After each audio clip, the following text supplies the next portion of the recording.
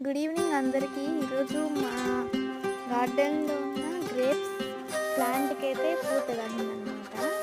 మేము ఎన్నో సార్లు ఆ చెట్టుని, ఆ ఆకుల్ని తీసి పారేసాం కానీ ఇది పనికిరాదనుకున్నాం.